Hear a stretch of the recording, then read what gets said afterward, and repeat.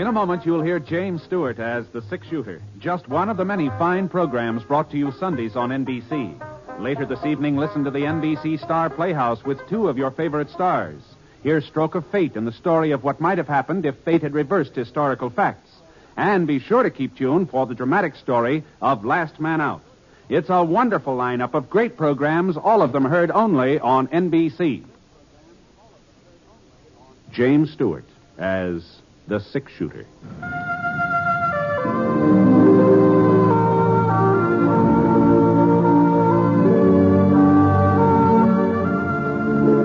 The man in the saddle is angular and long-legged. His skin is sun-dyed brown. The gun in his holster is gray steel and rainbow mother of pearl, its handle unmarked. People call them both the six-shooter. The NBC Radio Network presents James Stewart as The Six-Shooter, a transcribed series of radio dramas based on the life of Britt Ponsett, the Texas plainsman who wandered through the Western Territories, leaving behind a trail of still-remembered legends.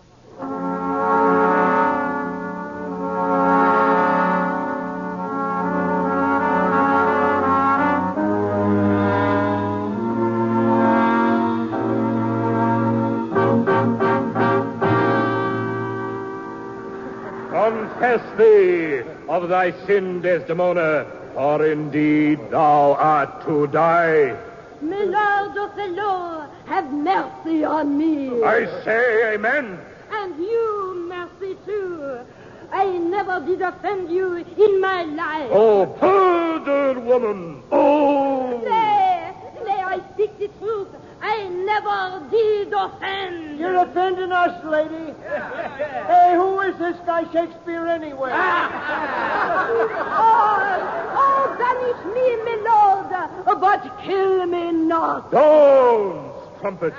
Kill me tomorrow, but let me live tonight. Pete's sake, kill her tonight. Yeah, let's get it over with. Nay. Milady, if you strive... But half an hour. Holy mackerel, not another half hour of this. Go on, Othello. Put her out of her misery. Well, how about our misery? Ladies and gentlemen. Ladies and gentlemen. He certainly don't mean us. Ladies and gentlemen. It appears that our thespian efforts do not meet with your approval. Appears? My company and I have played before all the crowned heads of Europe. We thought the enlightened community of Virtue City would welcome an opportunity to witness the works of the immortal bard as performed by Madame de la Seine, the distinguished French actress, and by your humble servant. We were mistaken. To err is human, to forgive divine. I forgive you. The performance is concluded. Good night. Hey, now, just a minute. You mean you ain't going on to the end of this thing? You have understood me correctly, sir. What's Shakespeare gonna think? Yeah, what about the money we paid? Do we get it back? What about... Silence, please. My company has more than earned a meager pittance. You ain't earned nothing until the show's over. That's right. Either you finish up your acting up there, you give us our dough. Right. This ultimatum is outrageous. I reject it flatly. Just you stay up there on that stage, mister. I said... Please, sir, please, there are ladies present. Someone might be injured. You going on with the show, ain't you? Well... The performance will continue. But under protest, sir. Under severe protest.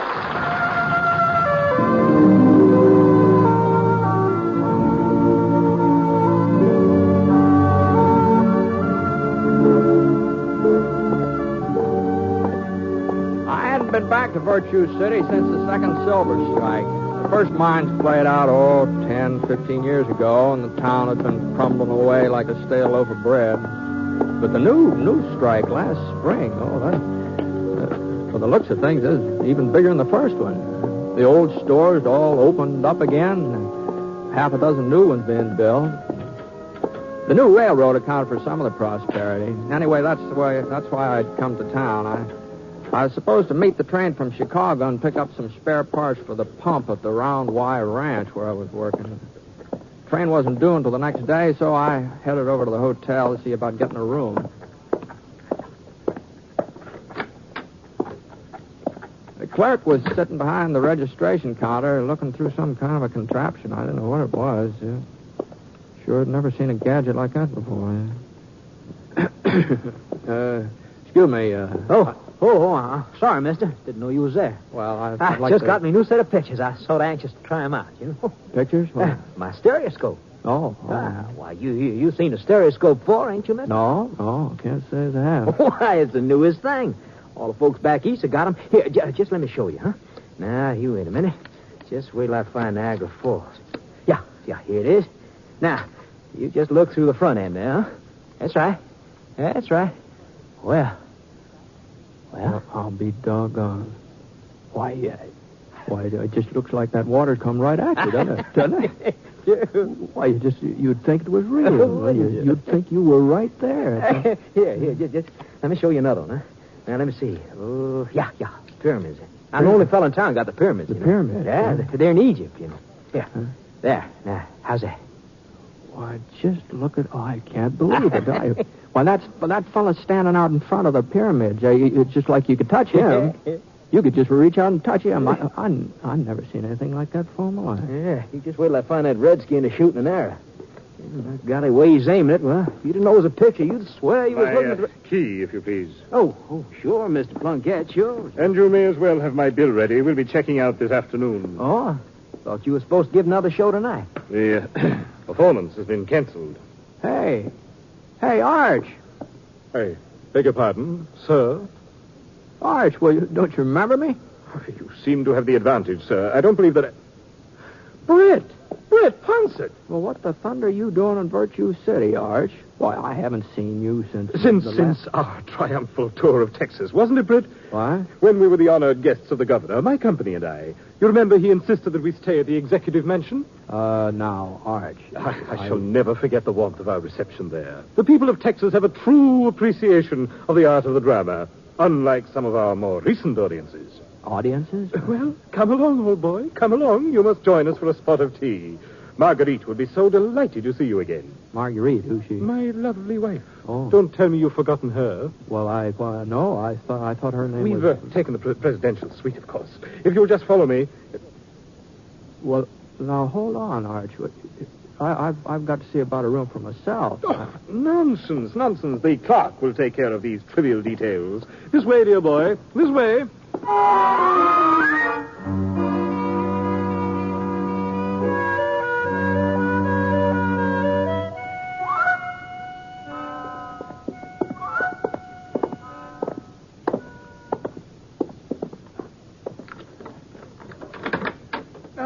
Here we are, my dear Britt. Enter. Hey, what the Sam Hills happened to you, Arch? What happened to your voice? All in good time, my good man, all in good time. Marguerite? That's you, Art? Yes, my dear. I've brought someone with me. Oh, I have been, how you say, taking a little nap to snooze the nerves. Well, Brad! Why, you son of a gun, Well, where did you come from? Oh, Maggie, how are you? He was downstairs in the lobby, Mag. I had to get him up here fast before he spilled the beans. Oh, that's right. You don't know we're in the profession, do you, Brett? The what? Show business, Brett. Show business. Maggie and I are actors now. We got our own company. No. Permit me to introduce myself. Archibald Plunkett, late of London, Paris, New York, and, for an unpleasant moment, Virtue City. Plunkett, eh? Couldn't keep on calling myself Archie Plunkett. Once I gave up the dry goods emporium and started acting. Oh, I see. And this charming lady is my wife, the toast of the continent, Marguerite de la Seine. What do you mean you changed your name too, Maggie? Oh, just fancied it up a speck. I used to be Maggie Rivers before I married Arch. Well, we looked on a map. There's a French river called the Seine, so, It just don't seem fair somehow. What do you mean, Brett? Well, your folks give you a handle. Seems like you ought to stick with it. Oh, not when you're in the profession. Is that so? Sure, most actors have to change their names. They do? Yeah, lots of them. Well, I guess if it's customary, Gee whiz, you're actors now, huh? Well, Arch wasn't much good at business, Britt. You know that. He always hated to stay in one place. And then when the drought hit, well, we were cleaned out. Yeah, it was right about then Doc Ryder come through with his medicine show. Remember the Doc, Britt? Oh, yeah, sure. His guitar player had left him flat. Run off with that girl who used to do the singing, the one with the yellow tights. Yellow tides? I don't think... yeah. So the Doc needed somebody to take their place, and, well, Maggie always had a real sweet singing voice, and seeing as how we were broke anyhow. Doggone tights never did fit me. Well, you're not still with the medicine show, are you? Oh, we sure ain't. Anyhow, we struck out on our own, started in doing serious acting. You know, Shakespeare. Shakespeare? Oh. To be or not to be, that is the I question. see. Whether 'tis nobler in the mind to suffer the slings and arrows of outrageous fortune, or to take up arms against a sea of troubles, and by opposing, That's pretty good. end them. That's Hamlet. Oh, yeah. Oh, that's... To tell you the truth, Britt, I was going to appear as the melancholy Dane this very evening. But circumstances have compelled us to abandon the production. Is that so? Yeah, there was little trouble during our performance of Othello last night. You mean the folks didn't like the show? Well, when they started shooting up at the ceiling, that was the impression that we got. Well, now, they shouldn't have done that. I couldn't agree with you more completely. Anyway, we're going on to Rocky Falls. Maybe folks there'll have a little more... Oh, who on earth? Right, now, you won't say anything. You won't give us away. Oh, no, of course not.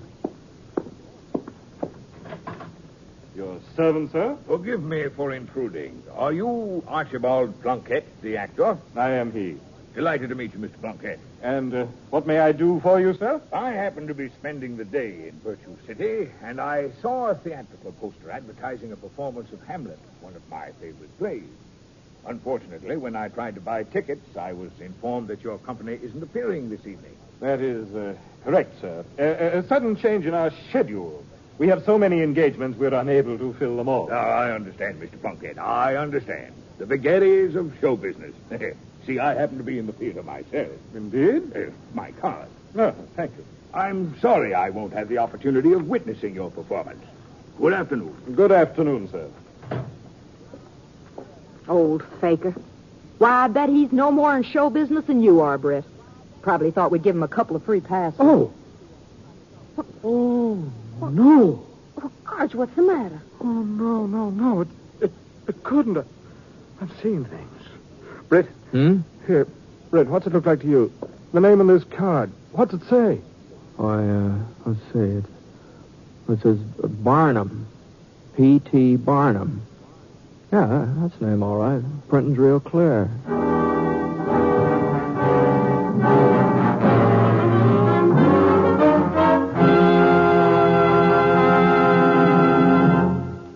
We'll return to James Stewart as the six-shooter in just a moment. Now, during the holiday season, with more cars than usual on the road and adverse weather conditions, think a minute. If a child should dash across an intersection, if a tire should blow out, could you stop in time to save a life? As always during a holiday season, you must be more alert than ever in following simple safety rules. Keep your windshield clear of fog and snow. Be certain your headlights and wipers are working properly. In wet weather, never slam on your brakes. It's a sure way to put your car into a skid. And always follow other cars at a safe distance. Don't be one of those unfortunates who will lose his life in a traffic accident this Yuletide. Be careful, friends. Live to have a safe and happy Christmas.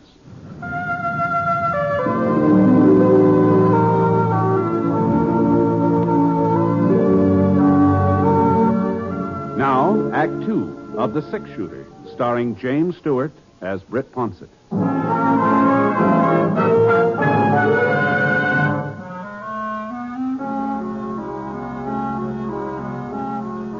For the next couple of minutes or two, Arch and Maggie just stood there, looking at each other.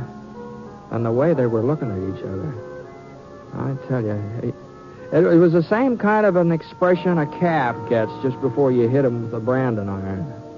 Then Arch walked over to the window and raised it up just like he was getting ready to jump out. I thought sure Maggie'd stop him. She didn't. All she did was just grab the calling card out of my hand and started rubbing her finger over the printing on it. Arch, it's real engraven. Yeah. Why can't I do it, Maggie? Why can't I end it all right here and now? Oh, now, what are you talking about, Archer? What's got into you folks, anyhow? P.T. Barnum, Britt.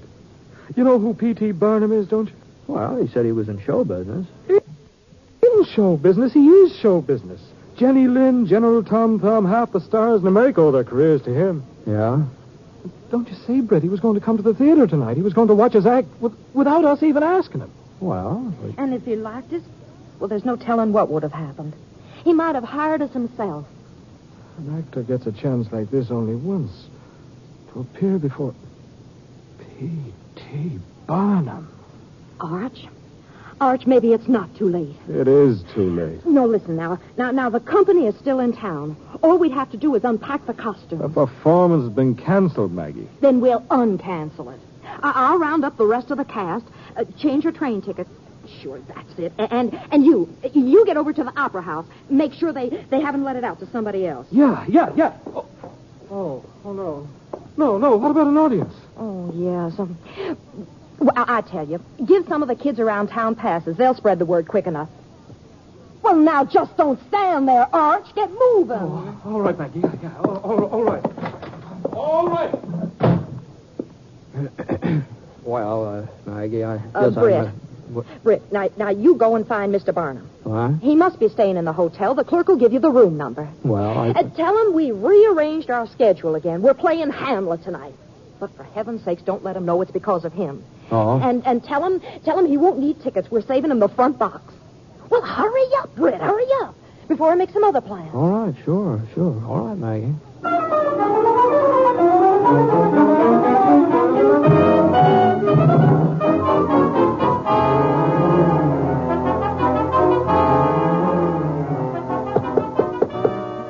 Come in. Mr. Barnum? Yes? Oh, hello there. Howdy, my name's Britt Ponsett. I'm glad to meet you, Mr. Ponsett. What can I do for you? Well, my friends, the Plunkets, the Plunkettes, they asked me to find you. Oh? And they've sort of changed their plans. It seems they're going to stay over in Virtue City tonight and give the show. Oh, I see. And they asked me to tell you that they're saving a box for you if you'd care to use it tonight. That's very considerate, Mr. Ponsett. I'd be delighted. Are you with the company? How's that? Are you one of the performers I'm to have the pleasure of watching tonight? No. I'm just a friend. You see. Oh. Well, thank you for delivering the message. Don't mention it, Mr. Barnum. No, don't mention it.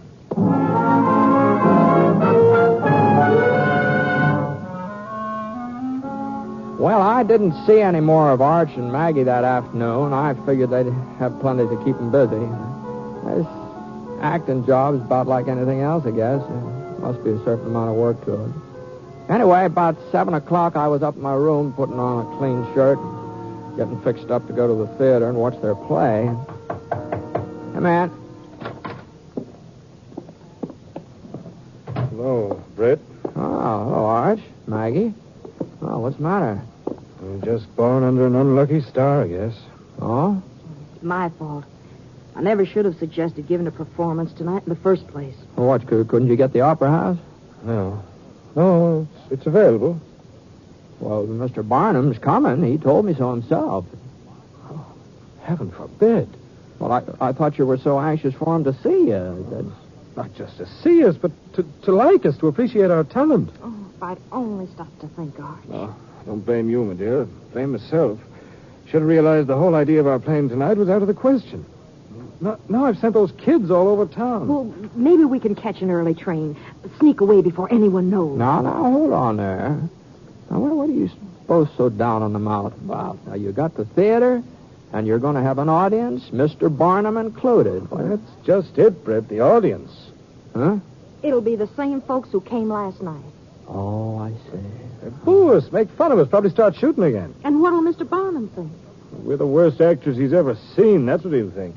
Yeah, but there ought to be some way of maintaining order. What about the sheriff? Here's the man to do it. Already seen him. Yeah? Oh, what'd he say? Said we ain't any better than we was last night. He's advising the boys in the audience not to aim at the ceiling. Is that so? One big opportunity, Britt. And it's ruined before we ever got started. well, maybe there won't be any trouble. Maybe the audience will like this. What is Hamlet? Maybe they'll like that better than the one you gave them before. They won't. It isn't one of our most successful presentations. Mm-hmm. You couldn't try something else, could you? We only do 2 plays, Britt. Othello and Hamlet. I see. Well, I guess it wouldn't be much point in repeating that Othello, huh? No, wouldn't. Uh-huh. Well, I'm awful sorry, Arch. I wish there was something I could do. Do you, Britt? Do you really wish there was something you could do? Why, sure, Maggie, sure. Well, as a matter of fact, we did have one possible solution. So? It sort of involves you in a way. What, me? You see, you're practically saving our lives, Brett, if you do it. Explain it to him, Arch. Well, maybe you'd better do the explaining. Oh, no. It really was your idea, Arch. Go on, Arch. Well, you see, Brett, now, don't say no until you hear me out. Well, I'm not saying anything. You see, we were thinking most of the folks here in town they must know you by sight, and they know you're the 6-shooter. So, it...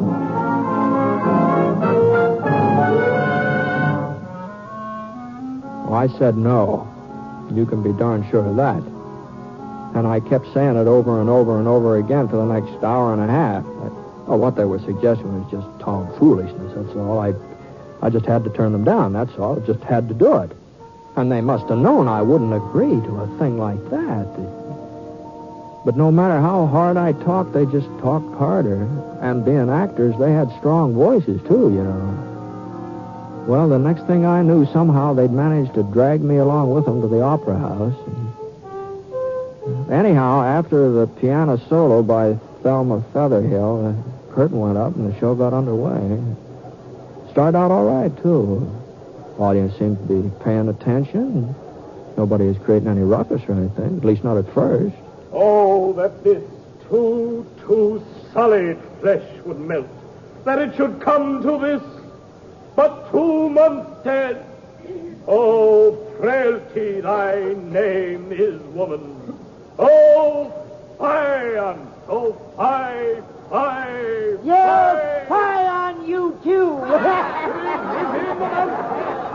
Yet the soap of the most unrighteous tears had left the flushing in her galled eyes. She married. Sounds like old Lady Crandall. She only waited 2 weeks after Jed Crandall kicked the bucket. No, it cannot come too good. But break my heart, for I must hold my tongue. Better get a good grip on it, mister. You see, Britt, you just gotta do it. I can't do it. Can't do it. Oh, look at poor Arch out there. Isn't it just enough to break your heart? How weary, stale, flat, and unprofitable seem to me all the uses of this world. Your acting's a little flat, too, mister.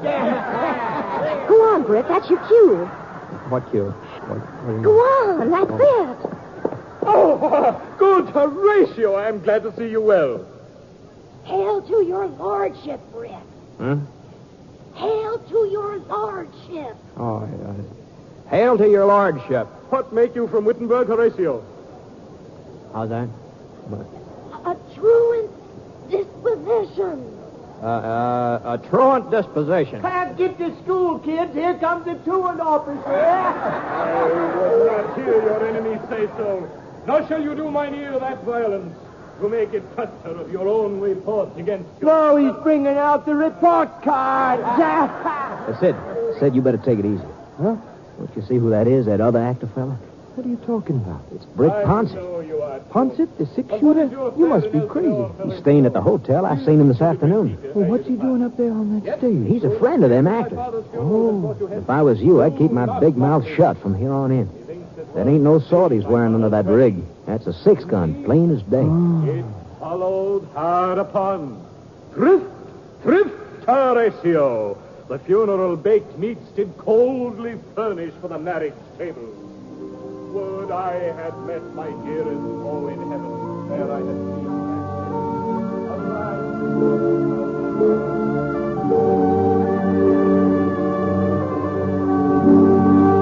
Oh, woe is me.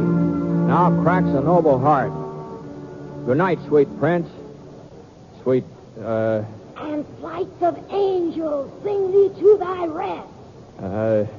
Rest. And flocks of angels sing you to your rest.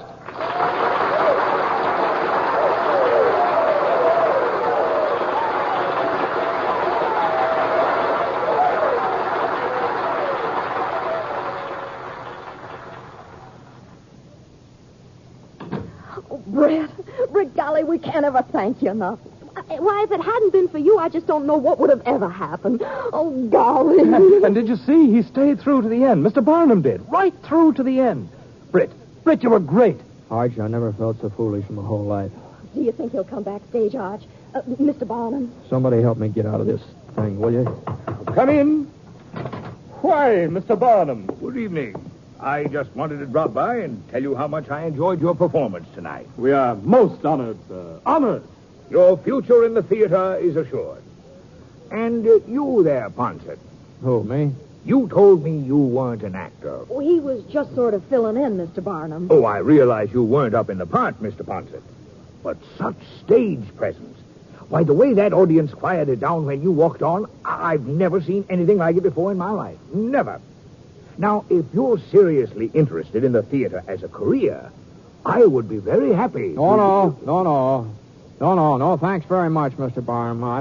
I am not interested. No, that's real kind of you, but no, thank. Oh, no.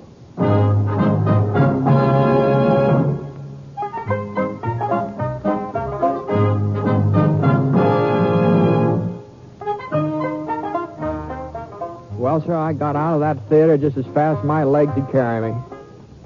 Gee, I just don't see how anybody can set out to be an actor. All those people staring at you and that sweat running down the back of your neck. Holy smoke. Worse than any gunfight, I'm sure. Of course, that applause, after it was over, that applause, that did sound kind of good. And Mr. Barnum, he's very nice about saying that I had stage presence, whatever that means. I suppose a man could get used to play acting if he had to. It sure is a scary business.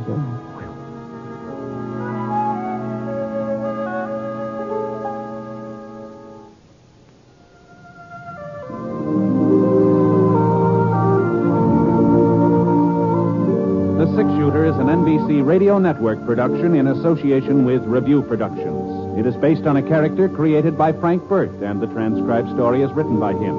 Mr. Stewart may currently be seen in the Universal International picture The Glenn Miller Story. Others in the cast were Michael Ann Barrett, Tony Barrett, Ted Bliss, Marvin Miller, and Dan O'Herlihy. Special music for this program was by Basil Adlam, and the entire production is under the direction of Jack Johnstone. All characters and incidents were fictitious, and any resemblance to actual characters or incidents